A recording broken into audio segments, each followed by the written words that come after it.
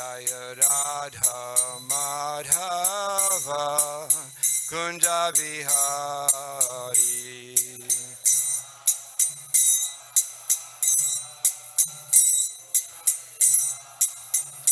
Jaya Radha Madhava Kunja Vihari.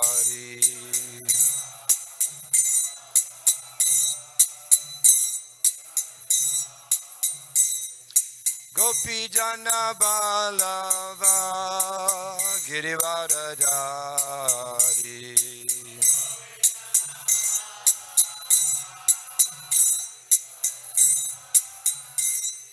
Gopi Jana Balava Girivaradari.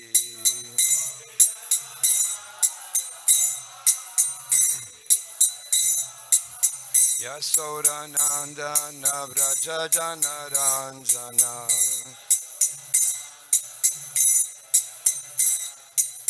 Yasodanandana Vraja Janaranjana.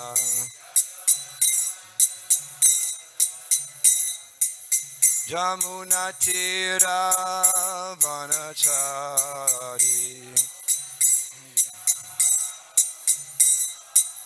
Jamuna Tira Vanachari. Jaya Radha Madhava Kunja Vihari.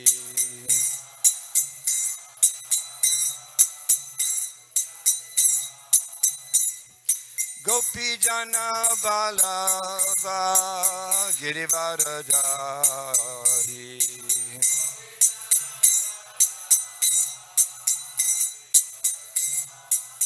Yasodanandana Vraja Janaranjana.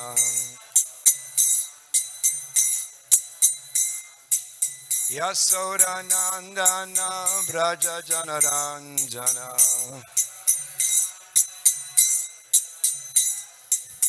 Jamuna Tira Vanachari. Jaya Rukmini Dwarkadish, Rukmini Dwarkadish, Rukmini Dwarkadish, Rukmini Dwarkadish.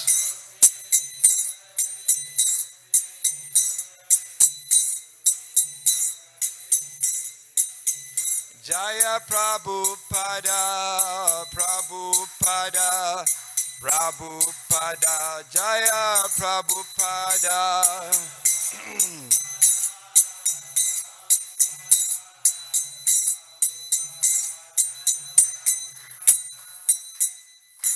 Jaya Vishnupad Paramahamsa Pravjakacharya Satrata Srimad. His Divine Grace Swami Srila Prabhupada Ki Jai. ISKCON BBT founder charges Divine Grace Srila Prabhupada Ki Jai. Jai Vishnupad Paramahamsa Pravjakacharya Satrata Srimad. His Divine Grace Srila Bhaktisiddhanta Goswami Maharaj Ki Jai. Ananti Kori Vaishnava Brinda Ki Jai. Namacharya Srila Haridas Thakur Ki Jai. Premsika Ho Sri Krishna Chaitanya Prabhu Nityananda Sri Advaita Gadadhar Siva Sri Gaura Bhakta Vrinda Ki Jai. Sri Sri Radha Krishna Gogopinath Shami Kunari Kungiri Govardhana Ki Jai. Vrindavan Dhama Ki Jai. Sri Mayapur Navadip Dhama Ki Jai. Jagannath Puri Dhama Ki Jai. Jamuna Mai Ki Jai. Ganga Mai Ki Jai. Srimati Tulsi Devi Ki Jai. Srimati Bhakti Devi Ki Jai. Harinam Sankirtana Ki Jai. Gauda Premananda Haribo. All glorious assembled devotees, all glorious to the assembled devotees, all glorious to the assembled devotees, all glorious to Sri Sri Guru Angaranga Jai Srila Prabhupada. Nama Om Vishnu Padaya Krishna Tamadesma Devaranta Swami Jamin Muse Saraswati Dhyam Gauravani Vichana Visesam Sunyavadi Paskachari Satarane. Om Namo Bhagavate Vasudevaya. Om Namo Bhagavate Vasudevaya. Om Namo Bhagavate Vasudevaya. So reading from Srimad Bhagavatam, Canto 1, Chapter 3, text number 36. Sa va idam vishvam amoga lilaha srijati avati ati na sajjate shmin bhuteshu chandarhita atma tantra sad vargikam jigrati sadguneshaha sava idam vishvam amoga lila srijatyavat yati na sajjate shmin bhuteshu chantarhita atmatantra sadvargikam jagrati sadguneshaha sava idam vishvam amoga lila srijatyavat yati na sajjate shmin bhuteshu chantarhita atmatantra sadvargikam jagrati sadguneshaha sava idam vishvam amoga lila srijatyavat yati na sajjate shmin bhuteshu chantarhita atmatantra sadvargikam jagrati sadganeshaha.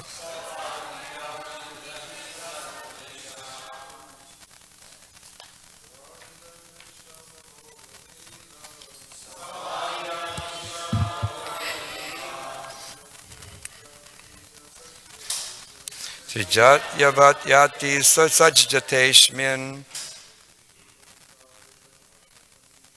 bhuteshu chantarhita atmatantra sadvargikam jagrati sadguneshaha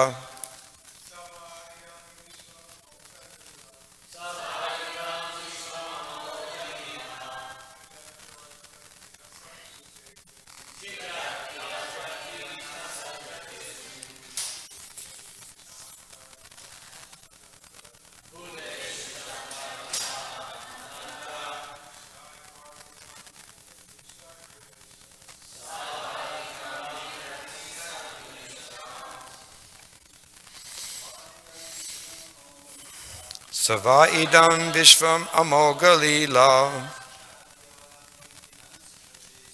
srijatyavat yati na sajjate shmin bhuteshu chantarhita atmatantra sadvargikam jagrati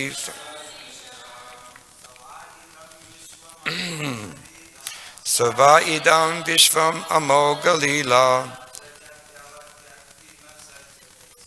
srijatyavat yati na sajjate shmin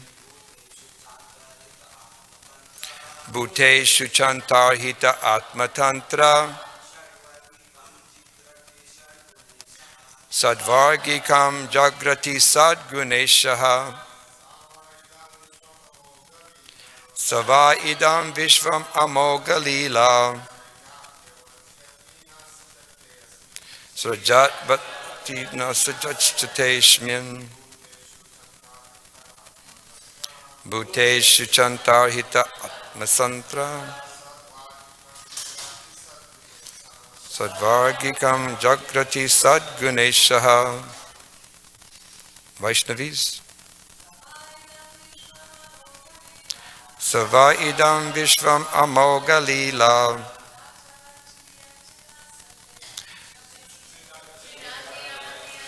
sadajjate shmin Bhuteshu chantarhita atmatantra Sadvargikam jagrati sadguneshaha Sa, the Supreme Lord. Va, alternately. Idam, this. Vishvam, manifested universe. Amoga lilaha, one whose activities are spotless. Srijati, creates. Avati ati, maintains and annihilates. Na, not. Sajjate, is affected by. Ashmin, in them. Bhuteshu, in all living beings. Cha, also. Antarhitaha, living within. Atmatantraha, self-independent. Satvargikam, endowed with all the potencies of his opulences. Jigrati, superficially attached, like smelling the fragrance. Satguna Ishaha, master of the six senses. Translation purport by His Divine Grace, Srila Prabhupada. The Lord, whose activities are always spotless, is the master of the six senses and is fully omnipotent with six opulences. He creates the manifested universes, maintains them, and annihilates them without being in the least affected. He is within every living being and is always independent. So please repeat. The Lord, whose activities are always spotless, is the master of the six senses and is fully omnipotent with six opulences. He creates the manifested universes, maintains them, and annihilates them without being in the least affected. He is within every living being and is always independent. Purport. The prime difference between the Lord and the living entity is that the Lord is the creator and the living entities are the created. Here he is called the Amoga Lilaha, which indicates that there is nothing lamentable in his creation. Those who create disturbance in his creation are themselves disturbed. He is transcendental to all material afflictions because he is full with all six opulences, namely wealth, power, fame, beauty, knowledge, and renunciation. And thus, he is the master of the senses. He creates these manifested universes in order to reclaim the living beings who are within them suffering threefold miseries, maintains them, and in due course annihilates them without being the least affected by such actions.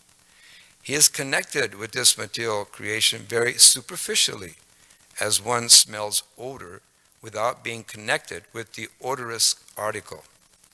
Non-godly elements, therefore, can never approach him despite all endeavors.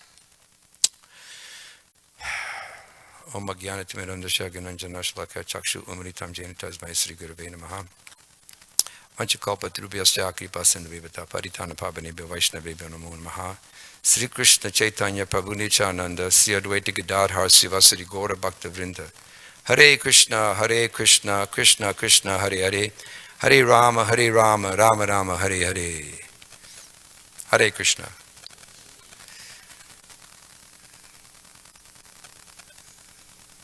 So when I was looking at this verse, I didn't know what was going to happen. But we'll try to say a few words.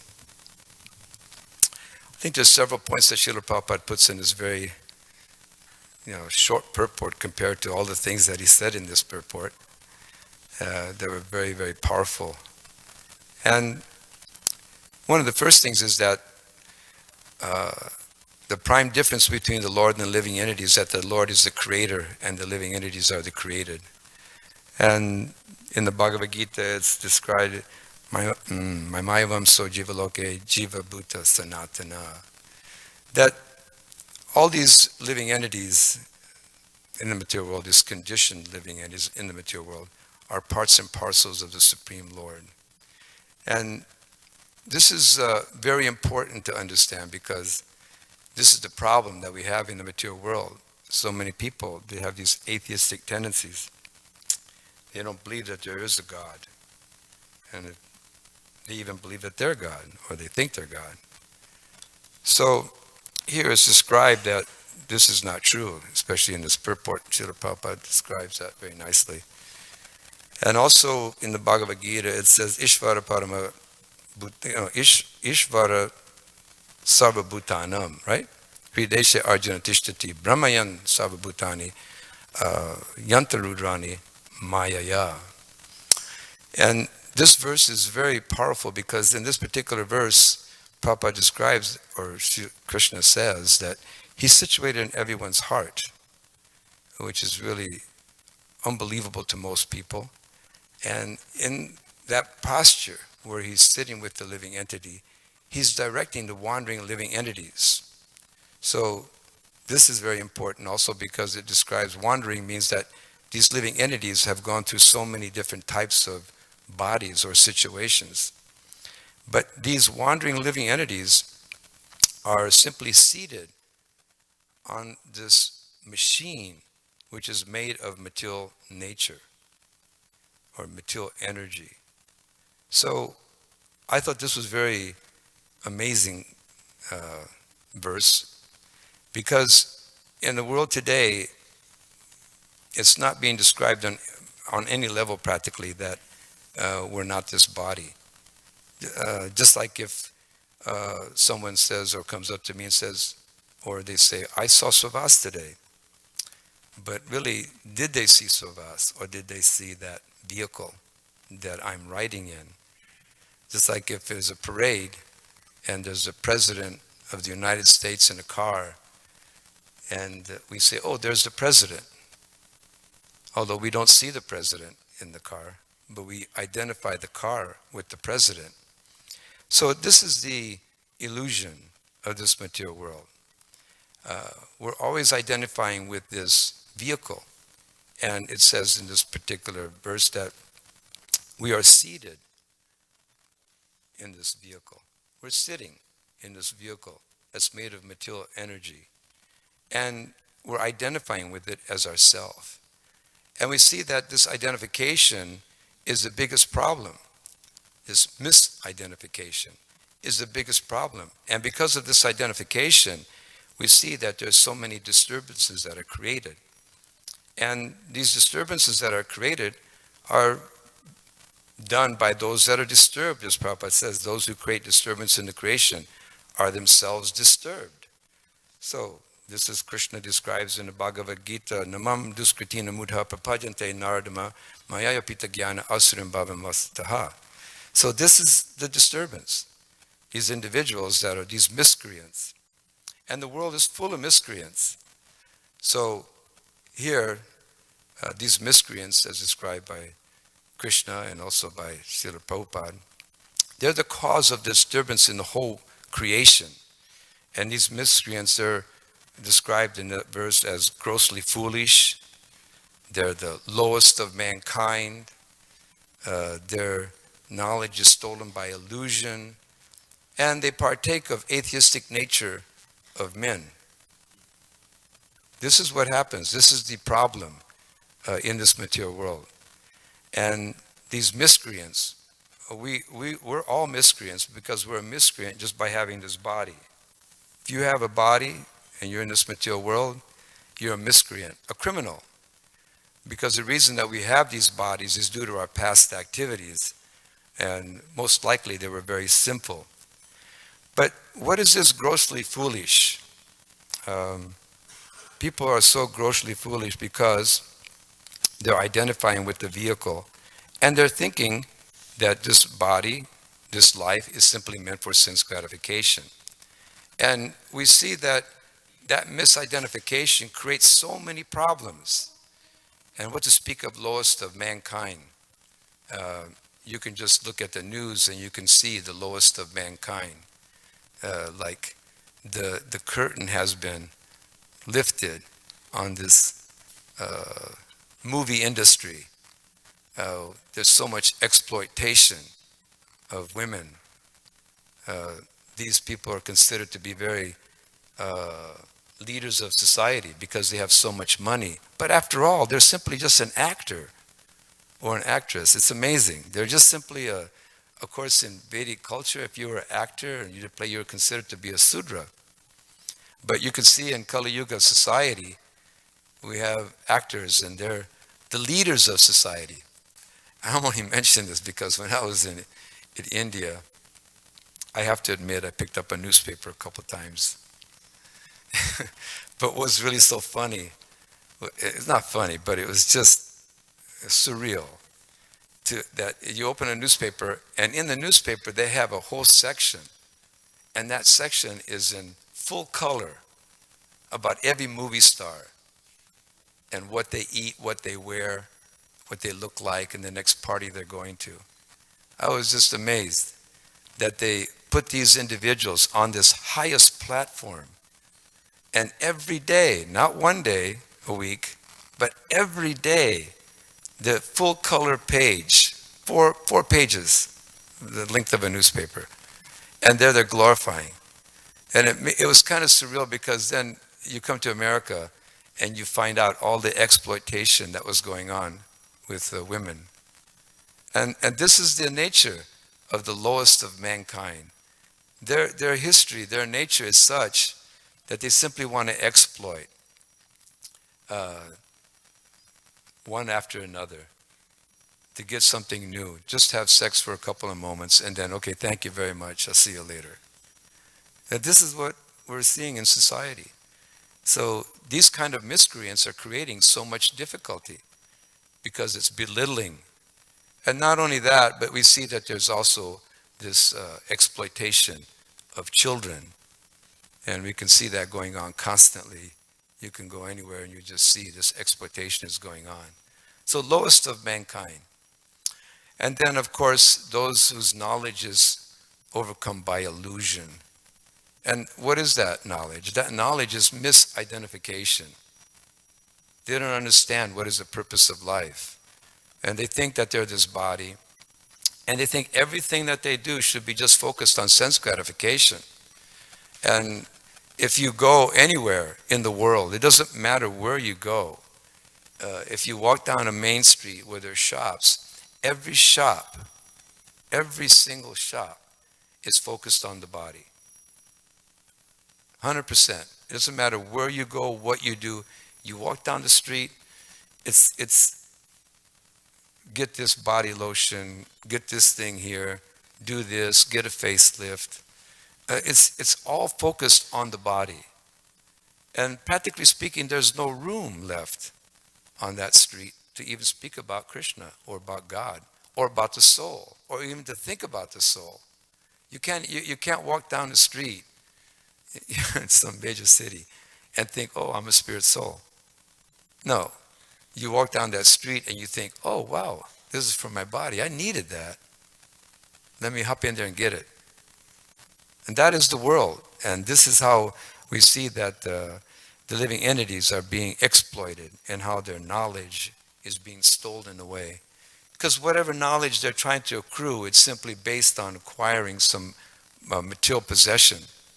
Like there's so much knowledge being put into like iPhone. How much knowledge is there going into just that iPhone? And how many people are stolen by that illusion, waiting in line for hours to get the next iPhone 8 or the iPhone X, right? Is that the next one, iPhone X? Yeah. You can't help it, there are billboards everywhere. And how much knowledge is going into that? How much effort, how many people are sitting in a particular place focused on that iPhone 10 or X or 8? So we see that people's knowledge is just being stolen by illusion. And they have no time to develop knowledge about the self and about the purpose of life. And this is the disturbance that these disturbed people are creating in the world. It's a disturbance. And people are forgetting what our real position is. So we say and we see that these rascals, they don't want to give Krishna any credit at all. They don't want to say that Krishna's in the heart. That Krishna's giving them intelligence. He's giving them forgetfulness. They don't want to give Krishna any kind of credit whatsoever. But although they're still being forced by this material energy to suffer. Like, for instance, we've all been forced to have this body. No one, it's not like a menu. You can pick out which body you wanted. We're forced to have a body.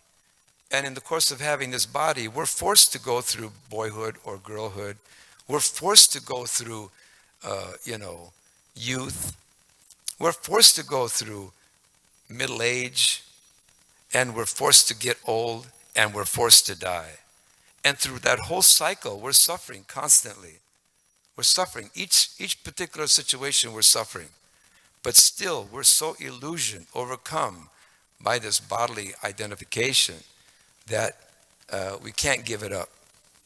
And that suffering, you can be like ugly. You can have an ugly body or a deformed body. But still, we don't want to give it up. So this is the nature of this material world. This is how overcome this material world is on this bodily identification. So Krishna consciousness is here to expose that foolishness, because people are foolish. They're overcome by foolishness, grossly foolish. And Krishna consciousness means that we're trying to get them out of this illusion. And because of this illusion, people partake in atheistic nature. And that atheistic nature is to denounce God. God does not exist. There's no such thing as God. I'm God. Although, what kind of God are we? If it's time to go to the toilet, you got to go. There's no question. Otherwise, you die. So what kind of a God are we that we can't even control this body? Or we can't control what kind of body we want? Absolutely nothing. So this is what's happening. And these foolish people, they don't understand that this nature is being controlled by the Supreme Personality of Godhead. They have no idea, no conception. They don't understand. And they think that they're in control. But in reality, they're being controlled constantly and consistently. So this is the material world. And here, Prabhupada is very nicely describing the opulences of this transcendental being, Krishna, who's full in 6 opulences, namely his wealth, power, fame, beauty, knowledge, and renunciation. And he's also the master of the senses. So this whole creation is going on by Krishna's arrangement, by his arrangement only. This is how everything's going on. And the foolish people, they can't understand this. So Krishna says in the Bhagavad Gita, Mayakshakshena prakrite suyate sacharacharam hetunan nena kuntaya jagat viparivartate. That he's the controller of this material energy. He's doing everything through the agency of Maya, of this illusion. And we're suffering like anything because we don't want to accept what our real nature is. And that nature is to serve. This is our real nature. Dharma. Prabhupada says Dharma is the law of God. That's Dharma. Dharma is a law of God. And it's given to us by Krishna, by God himself. So no one can defeat it. No one can try to change it. Because it's here by God. Just like the state law. There's a state law, and the state law says that you have to stop at a stop sign. Or you have to drive on the right-hand side. You may not like it, but what does that mean, you don't like it? Who cares if you don't like it? You got to follow it anyway. You're forced to. So the nature of the living entity is actually to serve. That's our nature. That's dharma, to serve. And that service is supposed to be dovetailed to the Supreme Lord. But you can see the reason that we're in the material world is because we've misidentified. We've become very grossly foolish. And we thought that service meant service to us for our sense gratification. And this is the problem, because we think that we should be serving our body and our senses and exploiting for our own purposes, our own desires, to satisfy ourselves. So this is the illusion, the ongoing illusion of this material world. And it's insurmountable because this illusory energy is very powerful. So this idea of dharma is extremely important. We have to understand the purpose of why we're on this planet, why we're in this material world, and how to get out of it. This is the real purpose. So how we can do that is just by understanding that Krishna is the Supreme Lord. Just that little simple fact that we admit that Krishna is God, that we understand that our position is to serve God. Just by that little change of philosophy in our life. If we just change a little bit, it doesn't take much. And by that activity in itself, one can become happy, satisfied, immediately practically. And one can overcome all of these illusory identifications that we have in the material world. So, Lord Chaitanya has described Jivir Swarup Hoya Nitya Krishna Das, that this is our position. We're actually servants of the Supreme Personality of Godhead. But we become engrossed in pavarga. There's this pavarga. Pavarga is described as being the struggle for existence. And all of us are going through this struggle of existence, for existence, each and every one of us. I think it's pa, ma, right? Pa, yes. Pa means like you're working hard, right? We work really hard. Pa, P-A. We work really hard, like anything. And then pa, P-H-A, means you foam at the mouth. So it's very nice, especially if you go to India. You can see a donkey carrying a big load, and it's foaming at the mouth. Or a horse pulling a cart, it starts foaming at the mouth. So in the material world, everyone is pa, working really hard, so hard to make it in this material world. And we're being encouraged all the time by the leadership of the world. Work hard. You can change your life by pa, hard labor. But what is the benefit of your hard labor? Pa, P-H-A, boom. Foam comes from your mouth. That's the the reward that you get. And then what's the other one? Ba? Is that ba? What is B-A? What does ba mean? What is it? I don't know. Oh, frustration. Yeah, frustration. And B-H-A, yeah, so B-A, right, that's B-A. And then there's B-H-A, which is not fulfilled, right? Yeah. Can't remember all that, but I was just reading it not too long ago. I guess my brain isn't working today. And then, of course, mritu, death. So this is the nature of the pavarga. So apavarga, means to nullify it. So dharmasya hi apavargasya. That we have to nullify this struggle for existence in the material world by becoming engaged in Krishna consciousness and devotional service. And that is actually our position. That is our natural position, to be a devotee and serve Krishna and get out of the struggle for existence, because this is what's going on in the world. All of us are struggling so hard, constantly trying to figure out how we can make ends meet. Everybody out there is working so hard like that.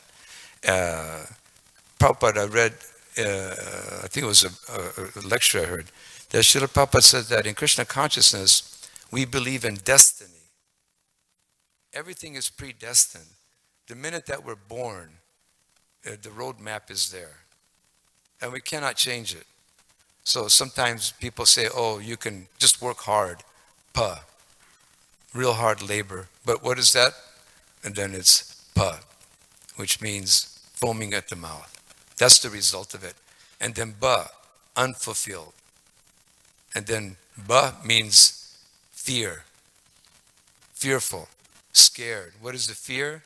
The fear is that we are going to die. The fear is someone's going to steal something from us. The fear is that we're not going to have love in this life. The fear is that we're not going to have happiness in life. So this is the result of hard work. And all these things are true. So Apavarga, we have to involve and engage ourselves in Krishna consciousness because that is the only remedy for this hard struggle for existence. And the more that we try to become bodily conscious, the more that we try to make it in the material world, if it's not predestined for us to be that way, then it's simply a hard struggle for existence. One has to learn how to accept whatever Krishna has given us. And by accepting, one can become happy. But this illusory nature of the material world is such that everyone is fighting against us. Those of us that think like that simply want to surrender to Krishna, accept our destiny for what it is, accept whatever life that we have, whatever body that we may have. If one can accept that, then one can become satisfied in Krishna consciousness. Otherwise, we can become influenced by this material world, by the grossly foolish, the miscreants, the lowest of mankind, those whose knowledge is stolen by this illusion, and atheistic nature of men. This is how we'll become influenced in the world today. So anyway, this is what I was thinking about this morning while I was reading this. Okay. Jai. Any questions? Anybody have? Yes.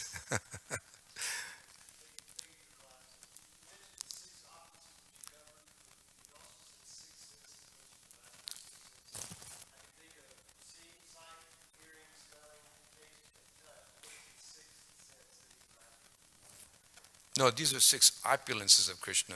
I think what you're saying about it, I think there's only 5, isn't there?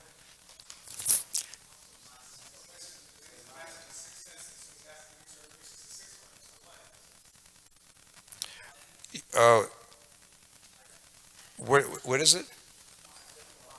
Huh? Oh, but it wasn't in the purport, right? Is that what I thought you said something about the purport.